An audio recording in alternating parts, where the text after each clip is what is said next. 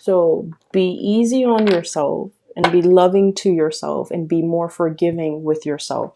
So there's definitely something that you have been really, really waiting on. So I feel for many of you, I'm hearing this strongly from this page of wands here. This is sort of like, I'm ready. I'm ready for the next big thing. I'm ready to do a real job. I'm ready for something with more responsibilities. So I don't know what you guys have been doing. If you've been doing a lot of training, if you're in a like an environment where things are going really, really slow.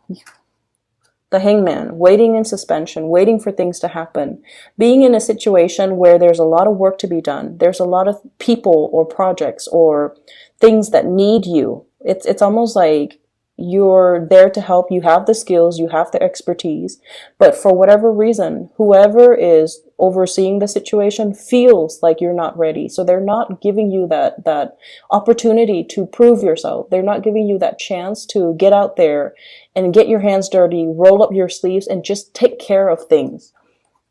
So it feels like you're in a state almost like of waiting, of suspension, of limbo, and you're not able to, it can feel really, really frustrating for a fire sign to not be able to get out into the world and do whatever it is that they want.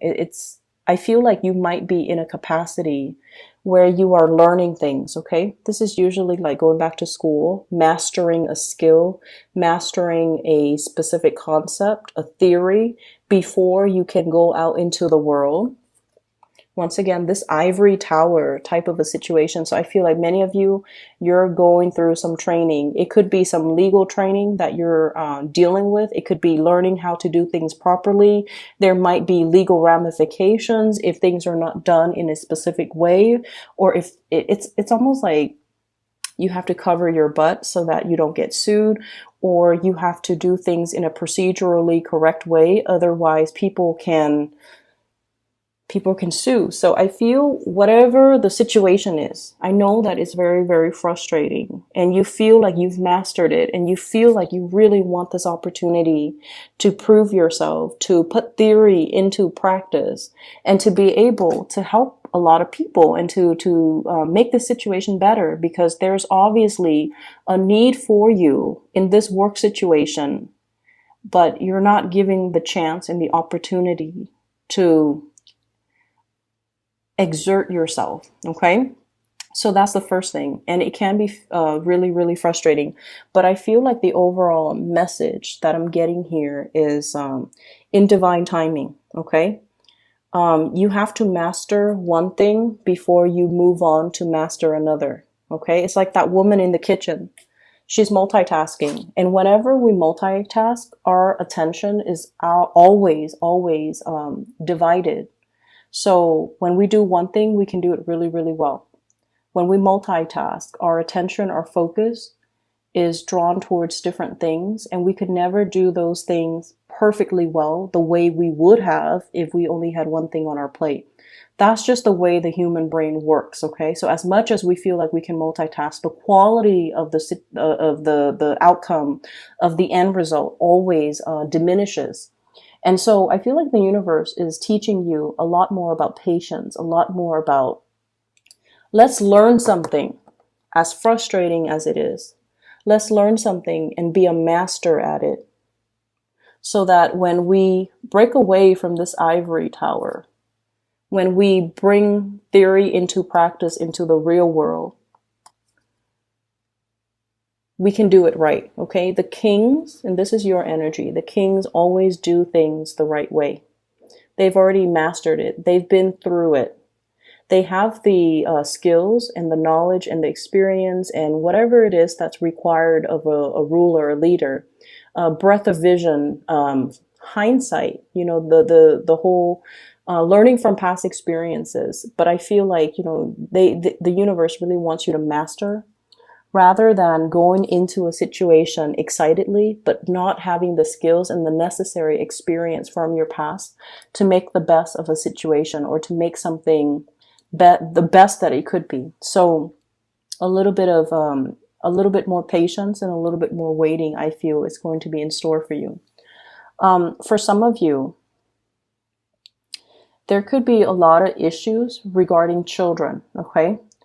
Dietary habits when it comes to children. And I love this card. This is the Nine of Cups. Okay. I usually think of this as like the binge eating, or a household that might be a little bit neglected, and then the children are eating whatever is around, usually junk food or usually snacks. The parents might be so busy, or the parents might not be in the picture, or there's some issues here. I feel for some of you,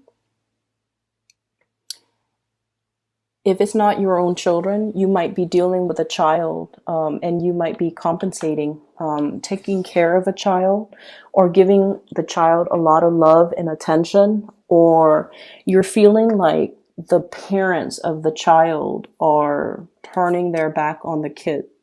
Okay, as sad as that is. So if it's not your children, I feel like you're experiencing this. You're playing the role of a caretaker. You're doing something to rectify a situation because you're just like, that's not fair. It's not healthy for these kids to be living like this, or it's not healthy for this child to be in this type of environment. So I feel some of you are stepping up, taking care of a person, trying to do the best for them. They might not have the best dietary habits. They might be very picky with food. And for some of you, if this is not a child, you're taking care of a person. Like, you're doing your best to really take care of a person.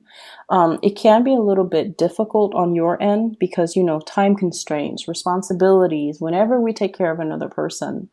And especially because you guys don't like to be weighed down by responsibilities, okay? You design your life in a way where you can come and go as you please.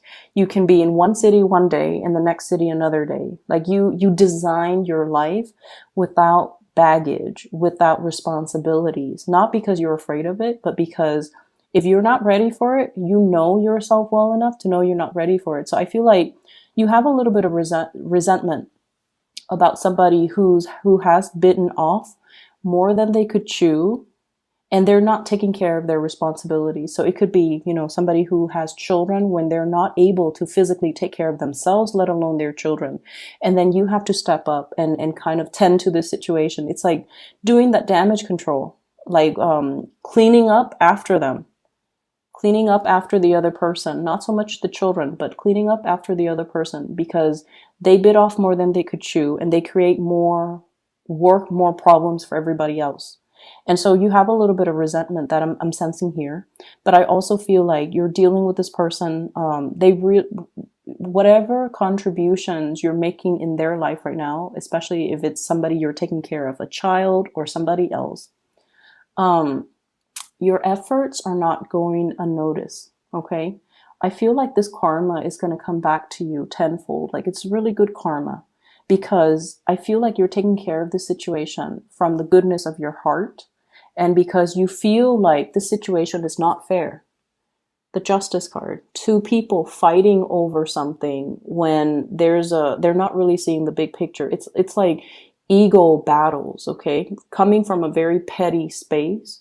And you're not tolerating that. You're seeing that there's wisdom that is beyond these people. You might even be the mediator in a conflict. You might be seeing the bigger picture, and you're showing them that bigger picture by being the bigger person and taking care of situations and not whining about it, and just, doing what you feel is right. And it can be really frustrating too, because you guys feel like you can do so much more.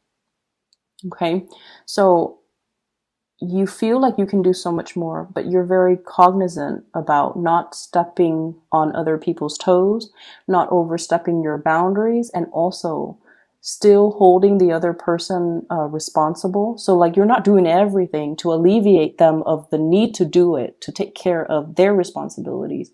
You still want to teach them that concept about responsibility so that they don't renege on what it is that they're supposed to do. You want to do more, but you don't want that to be kind of like that precedent where they rely on you and then they kind of sit back and kick up their feet. So I feel like you want justice and balance and reciprocity in a situation. And you almost feel it's like this inner conflict, with fire signs. We do what needs to be done. We don't want to sit there and discuss and delegate and talk things over and talk about our feelings. Whenever something needs to be done, we do it. And over time, when we keep taking these actions and keep initiating, the other person feels like they can sit back, and that can be really aggravating. It can be really aggravating, and especially in a situation where you feel like it's wrong. I have to do something about it. I have to step up. And then in the process of you stepping up, the other person steps down. And you're trying to find that middle ground. You're trying to find that balance to be nice, but at the same time, not enable a bad behavior. So that's what I'm feeling here. There's a little bit of tug of war and conflict internally within you guys. Like, how much should I do? How much is enough? You know? So that's what I'm feeling here. So I definitely see for many of you, you're learning a lot about how to nurture, care for, and I feel like it's almost like you're being prepped to be the caretaker for somebody. You're being prepped to have children of your own. So if you found yourself like having to take care of children, all of a sudden, children are really big fixtures in your life. I feel like the universe is prepping you to be either a really good mother or to be a really good father. Okay, to learn to be more emotional, to learn to be more emotionally available. You might be dealing with somebody who's very, very sensitive. Okay, could be a child who's very sensitive, where they're withdrawn. So if they're hurt, they might overeat to kind of like fill in that emotional void. Okay, or you might be dealing with a child that is a little bit more rambunctious. They don't really listen. And the more you force them, the more they resist. So you have to like really soften your tone and soften your approach with them. So for example, you might be telling them, you know, this is what I call like a rambunctious child, okay? Page of Wands. And Aries, as independent as you are, I feel like you naturally attract people who are very, very independent. And especially if you have children, they're going to be a handful because they're going to question authority. They're not going to take no for an answer. They're going to push boundaries, and they're smart, and they're just really independent. And so they're not going to take no for an answer. They need an explanation. They need a reason. And you have to appeal to their emotional senses. So for example, you tell them, you know, after school, you need to go home straight away. I don't want you hanging out outside. And they're like, I'm not going to get into any trouble. I don't need to go home. But you need to tell them, like, after school, please come home. I'm really worried about you. It's getting darker now because we're in the winter in the northern hemisphere. It's getting darker earlier. There are, you know, it's a bad neighborhood that you're passing through. So I just want you to be home.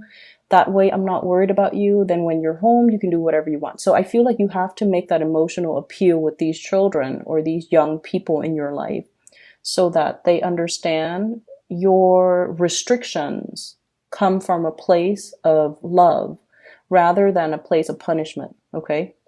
And so we have to really change the way in which we communicate to kind of like convey what it is that we want or expect from the other person, and especially why we want that from them. It's not about us being mean or you know, laying down the rules. It's because you care about them and you don't want bad things to happen to them. Okay. And I'm dwelling on that because, you know, that whole cookies in the oven. There might be a child that's overeating, or somebody who's binging, who might not have, like I said, the best dietary habits. And I feel like their health might be catching up to them. And you have to be the one to kind of gently like tell them, hey, you know, you got to lay off that thing that's not really good for your health that you're putting in your body chemically or, you know, food wise. You have to kind of lay off it because I don't feel like it's healthy for you. And approaching that from a space of understanding and kindness is a lot more, it's going to make the other person a lot more receptive than approaching them from a place of harshness, okay, and criticism. So that's what I'm feeling here. I feel like for many of you, there's a lot of training that you're going through, and it's like, it's frustrating. I understand, but it's going to come to an end, and then you can kind of like spread your wings and practice what you preach, and you can have an opportunity, especially to kind of really have more independence to do things without people looking over your shoulders to see if you're doing things properly. And then I also feel as well in partnerships, I have 3 signs. So I have an air sign, Aquarius, Gemini, and Libra. And I have this here, King of Swords. You might be having a lot of discussions with this person if it's a romantic partner, okay? Over family trauma, healing past family issues. They might come from a broken home, or you might come from a broken home, and you're both bringing a lot of fears about commitment, fears about settling down. I feel like the love is definitely there, but both parties are bringing to the table a lot of like fears from their respective dating past, marital past, even family trauma. And I feel like you're healing together, but the process is still ongoing. So it's going to take a little bit more time. Okay. Others of you dealing with a water sign, a Pisces, a Cancer, or a Scorpio. I feel like this person, and I have here the Queen of Cups. I feel like this person is a lot more into you than you are into them. That's what I'm sensing. They really like you, and you know that they're a really good person. Like, you know they're a really good person. This is somebody, male or female. They could be the one that you want to bring home to mom and dad. You want them to meet your parents. You want to bring them around your friends because they're loving, they're kind, they're compassionate. But I feel like, I don't know how much fun or excitement or enjoyment you're getting out of this relationship. So I feel like there's somebody here that is really, really, really into you. Like, they're really into you. But I feel like they're looking for a relationship and you might be looking for fun. Okay, and they're ready for a relationship. You might not feel like you're ready, or you might not want that commitment, the whole 9 yards with this person. For some of you, this person might be a little bit older than you. And I feel like they're actually very attractive, very beautiful, but they are looking for a relationship. They're not ones to kind of run around and, collect bed partners. They're not like that. They're really looking for a relationship. They might have children of their own. They might like be dealing with a like a separation or a divorce. Okay, so they're not completely single just yet. And then I also feel a fire sign, Sagittarius, Aries, Leo. There might be a distance thing between you and this relationship partner. There's a lot of coming and going, getting back together, and then there's distance. So I don't know if you're like breaking up and then making up, but I'm seeing distance between you and this person here. I feel overall, we have here the wish card. So I definitely see a lot of communication and a lot of love and a lot of compromise and a lot of help that's going to be coming into the picture. And like I said, if you're planning to do this massive cookout, hosting and inviting a bunch of people to your home, just make sure you actually enjoy the process. Don't stretch yourself too thin. Don't overbook your schedule. Don't overcommit your time because you're going to be stressed out. And it's a month, it's your birthday month. You're supposed to relax and, enjoy the people and the company. So don't stress yourself out. Make it a potluck, okay?